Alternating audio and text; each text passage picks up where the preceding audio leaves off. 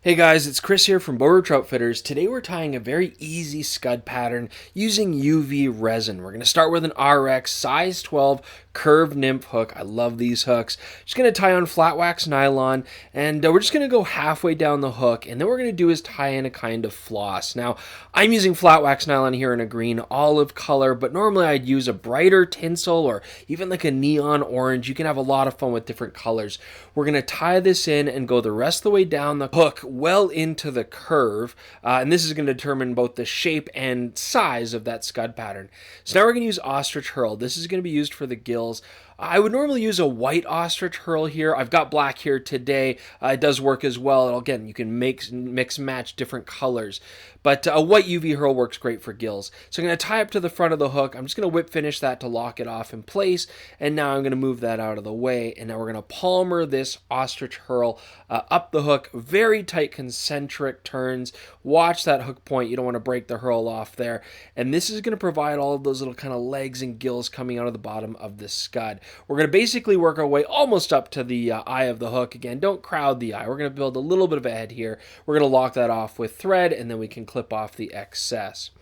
So now we're just going to clean up that head there a little bit, and now we're going to use is just a little bit of moisture, and we're going to actually slick those gills down. Okay, we want all of that herl to face downwards. An ostrich herl does give you a really nice natural kind of look and size for this size of hook.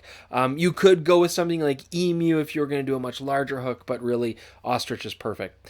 So now it's going to be the UV resin part of it. Now we've slicked down those gills, and we're going to use the UV resin just a little bit on the back, and this is just going to lock those in place. You want to be very careful that you don't put any of this glue into the herl itself. So we're going to blast that with UV light, and that's just going to dry and lock it in place. Don't worry yet about getting a perfect looking body. We've got lots of time to form this. So now I'm going to go a little bit further down the hook here in the back, and we're going to start to go a little bit thicker. I'm using the Flex cement here, the Solarez UV resin, the flexible formula. This is a little bit more viscous, and this is good for when we're trying to build up this body. Later we'll use a thicker pattern.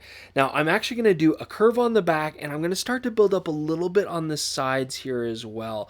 So again, this is where your sculpting comes in, and we're just going to kind of sculpt our shape here. We're going to go to the other side, put a little bit more UV resin down as well. We're just going to try to build up that body thickness now, but we can do this in stages, so don't rush it. Take your time.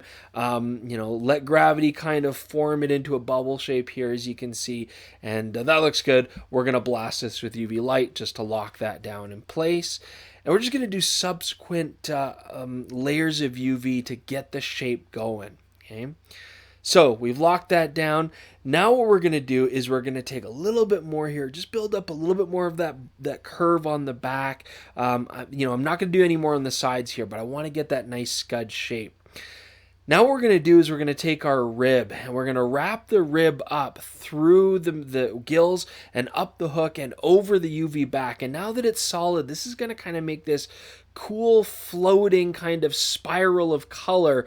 This is going to be a very translucent kind of fly. You're going to be able to see through the UV resin, and so this is going to give just an interesting little pattern here. So I'm going to wrap this up. You could do tighter wraps if you want as well. It's all about what kind of shape of spiral you want to make inside the fly. So now that I've moved up to the front, I'm going to lock that off, going to tie it off and clip it off.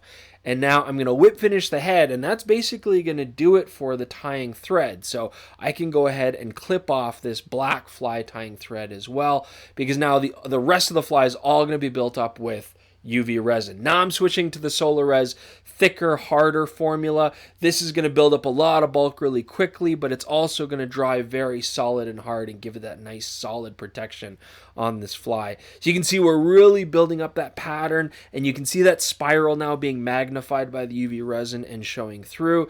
I'm going to blast this here. I like the final shape. We're getting pretty close. I'm going to put just a little bit more right on the hump of the scud just to kind of smooth out that curve. And again, take your time, go slow, do this in stages until you're really happy with the shape and design. I'm going to also go just a little bit down the tail there, and these will be my final touches. Gammarus patterns, scud patterns, these are all very effective flies to use in still water, but also in rivers. I mean, you'll find scuds through pretty much every freshwater body of water, and they're very prolific and a very big food source. So here you can see I've tried a different one here with more of a black or red tinsel pattern, as well as the olive. Mix and match different colors, but they already have a really buggy kind of look to them.